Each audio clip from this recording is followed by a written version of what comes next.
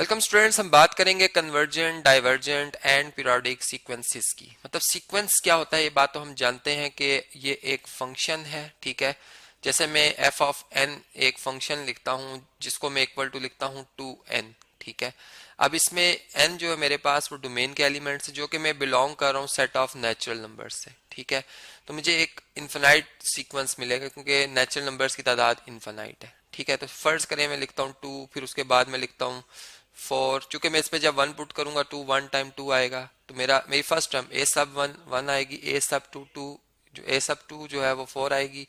इसी तरह थ्री लिखने से six, eight, ten and so on, ठीक है। अब ये एक सीक्वेंस है। अब मैंने एक बात देखी कि इसमें अगर मैं इसकी टर्म्स को देखूं तो ये जैसे जैसे एन जो है वो इंक्रीज कर रहा है, ठीक है, मेरी नेक्स्ट वैल्यू इंक्रीज कर रही है, ठीक है। मेरी नेक्स्ट वैल्यू क्या होती जा रही है, इंक्रीज करती जा रही है। यानी अगर मैं इसका ग्राफ ड्रॉ करूं, ठीक है, तो ये देखें यहाँ पर मैं जो मेरे पास एन वेरिएबल है, यहाँ से हमने चलें स्टार्ट लिया कि first term, second term, third term, ठीक है। ये हम इस तरह से अपने जो टर्म्स की तादाद है उनको बढ़ा रहे हैं, इंक्रीज कर रहे हैं। ये एन है हमारे पास, जबकि यहाँ पर एफ ऑफ एन मतलब जो हमारे पास जनरल टर्म्स या इसकी टर्म्स जो आ रही हैं, ठीक है, वो इस सिमत मैंने रखी हैं, ठीक है। और जो फार्मूला वो फॉलो कर रहे हैं हम वो टू एन है। तो देखें वन लिखने से क्या आ रहा है, हमें टू मिल रहा है, ठीक है। तो फर्ज करें कि ये डिस्टेंस टू है, इतना फासला, ये फोर है, ये सिक्स है, ये एट है। तो ग्राफ कैसे बनेगा, वन पे टू, टू पे फोर, थ्री पे सिक्स, फोर पे। तो ये इस तरह से जो हम जब नेक्स्ट टर्म की बात करेंगे तो वो जो है वो एक जगह पर रुक नहीं रही, मतलब बहुत बड़ी वैल्यू आएगी। इसलिए हम कहेंगे कि ये जो हमारा सीक्वेंस है, ए सीक्वेंस जो यहाँ पर है, ठीक है, या एफ एन जो हमारा ये सीक्वेंस है सब एन, ठीक है, या एफ ऑफ एन हम इसे लिख सकते हैं। ये क्या है, is a divergent divergent sequence, ठीक है जी। अब हम कन्वर्जेंट सीक्वेंस को देखते हैं कि वो सीक्वेंस कैसा होगा, ठीक है।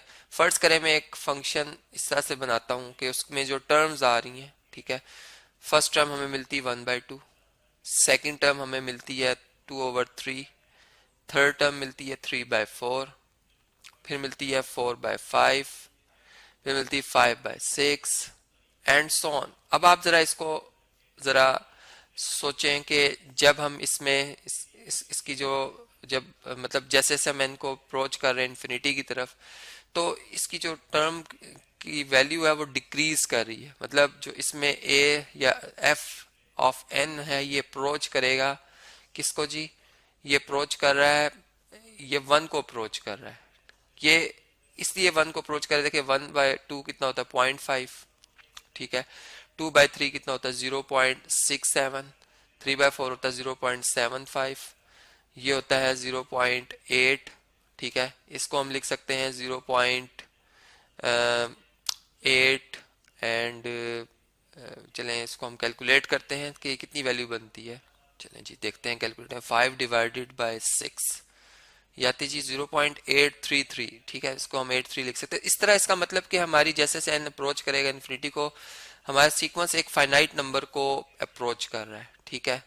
इसका मतलब कि इस केस में जो हमारा ये सीक्वेंस है एफ सब एन या ए सब एन कर सकते हैं, या एफ ऑफ एन जो फंक्शन जो इस सीक्वेंस को डिफाइन कर रहा है is a finite, sorry is a convergent sequence, sorry मैं कन्वर्जेंट सीक्वेंस, ये इनफाइनाइट सीक्वेंस है वैसे, चूंकि इसमें टर्म्स की तादाद इनफाइनाइट है इसलिए हम कहेंगे कि ये कन्वर्जेंट, सॉरी यहाँ पर हम कन्वर्जेंट सीक्वेंस कहेंगे, लेकिन जो इनफाइनाइट टर्म्स की तादाद है इसलिए हम कहेंगे कि ये एक इनफाइनाइट सीक्वेंस है, ठीक है जी।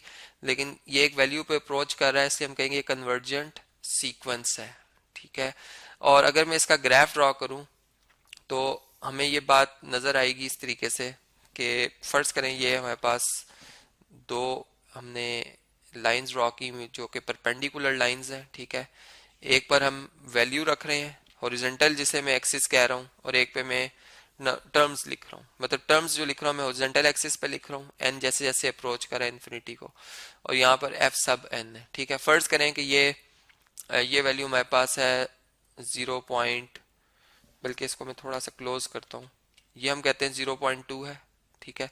यहाँ पे हम कहते हैं 0.4 है, यहाँ पे फर्ज कर लेते हैं 0.6 है, यहाँ पे फर्ज कर लेते हैं 0.8 है, यहाँ पे फर्ज कर लेते हैं 0.1 है, ठीक है। या 1, सॉरी 1 कर लेते, 0.1 मैंने लिख दिया, गलत कर लिख दिया था मैंने, 1.0। अच्छा अब देखें इसमें जब हम यहाँ पे चले first term, second term, third term, fourth, fifth, sixth and so on, तो जब हमने फर्स्ट लिखी टर्म तो वो 0.55 जो कि यहाँ पर है, ठीक है। जब हमने 2 लिखा तो हमें मतलब सेकंड टर्म जो मिल रही है 2/3 मिल रही है जो कि 0.67 है, जो कि यहाँ पर है, ठीक है। मैं 1 पर एक लाइन ड्रॉ कर देता हूँ ताकि हमें पता चले कि हमारी वैल्यू 1 को मतलब इस लाइन को अप्रोच कर रही है, ठीक है। 3 पे कितनी आ रही है जी? 3 पे 0.75 जो कि यहाँ पर 8 के नजदीक है, जरा उससे पीछे, ठीक है, यहाँ पर है। उससे अगर नेक्स्ट देखें 4 पे, तो 4 पे है 0.8, एग्जैक्ट 0 पॉइंट आ गई 8। फिर 5 पे अगर आप देखें 0.83 है, ठीक है। अब ये इससे 1 से आगे नहीं चल सकती, ये इसमें एक बात है कि हम जिस तरह चलते जाएंगे तो ये 100/101 आ जाएगा। अगर हम 100 को 101 पे डिवाइड करें, 100 को डिवाइड करें 101 पे, तो हमारा आंसर 0.99099099 इससे बहुत मतलब 1 को अप्रोच करेगा, ठीक है। इसका मतलब कि जैसे जैसे अब हम आगे मूव कर रहे हैं, यहाँ पे अगर देखें 6 पे तो 0.83 थी, इसको मैं थोड़ा सा और क्लोज करता हूँ, इस तरह से हम 1 को अप्रोच करते चले जाएंगे, ठीक है। तो ये पहचान है ग्राफिकली कन्वर्जेंट सीक्वेंस की, ठीक है जी।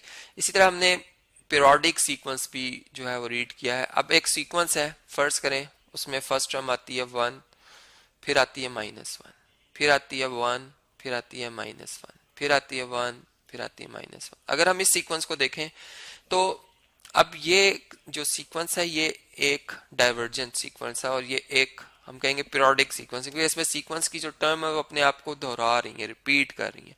अगर इसका मैं ग्राफ ड्रॉ करूं, ठीक है, इसका अगर मैं ग्राफ ड्रॉ करूं तो हमें इसमें क्या चीज नजर आएगी? फर्ज करें ये हमारे पास वो एक्सिस है जिसपे कि हम नंबर ऑफ टर्म्स को रिप्रेजेंट कर रहे हैं और यहाँ पर फंक्शन की वैल्यूज को, जिस तरह से फंक्शन डिफाइंड हुआ है, ठीक है। तो इसमें अगर आप देखें तो जब हम इसको हम इस तरह से लिख लेते हैं, इसमें जब हम 1 लिखते हैं, फर्ज करें ये 1 है, यहाँ से ये 0 था, ठीक है, ये 2 है, ये 3 है, ये 4 है, ये 5 है, ये 6 है एंड सो ऑन, ठीक है। अब जब हम इसमें 1 लिखते हैं तो हमें पॉजिटिव 1 आंसर मिलता है, जब हम 2 लिखते हैं तो हमें -1 जवाब मिलता है। तो इसका सीक्वेंस क्या बनेगा, मतलब इसका ग्राफ कैसे बनेगा? 1 देन -1, 3 पे फिर 1, 4 पे -1, 5 पे फिर +1, 6 पे फिर -1, मतलब इस तरीके से ये कन्वर्ज नहीं हो रहा। जो सीक्वेंस हम यू लिखेंगे a sequence which is या that is not convergent is called divergent sequence, ठीक है जी, divergent sequence। तो यहां पे अगर आप देखें तो ये हमारे पास एक डाइवर्जेंट सीक्वेंस है, ठीक है। इसी तरीके से हम और भी ग्राफ ड्रॉ कर सकते हैं, ठीक है। अब अगर मैं कन्वर्जेंट सीक्वेंस का ग्राफ बना हुआ अगर हम देखें तो उसमें हमें ये सीक्वेंस इस तरीके से इसकी टर्म जैसे जैसे इंक्रीज करेंगी ये अप्रोच कर रही होंगी 0 को, मतलब फर्ज करें तो ये कन्वर्जेंट सीक्वेंस का ग्राफ है जो कि हमें एकदम से पता चल रहा है, ठीक है। इसी तरीके से अगर ग्राफ कुछ इस तरह का हो कि हमारी वैल्यूज जो है वो डिक्रीज कर रही हैं, इस तरह से है, फिर यहाँ पर है, फिर यहाँ पर है, फिर यहाँ पर है, फिर यहाँ पे है, फिर यहाँ पर है, फिर यहाँ पर है, फिर यहाँ पर है, तो इसे भी हम कन्वर्जेंट सीक्वेंस कहेंगे। इसका पीरियोडिक और डाइवर्जेंट तो मैं ऑलरेडी आपको ग्राफिकली बता ही चुका हूँ कि ऊपर जैसे मैंने एक ग्राफ शो किया था जिसमें वैल्यूज इंक्रीज ही होती जा रही थी, ठीक है, जैसे यहाँ पर, तो ये मैंने कहा था डाइवर्जेंट सीक्वेंस है। तो इसी तरीके से हमने समझा कि कन्वर्जेंट, डाइवर्जेंट, पीरियोडिक सीक्वेंस क्या होते हैं।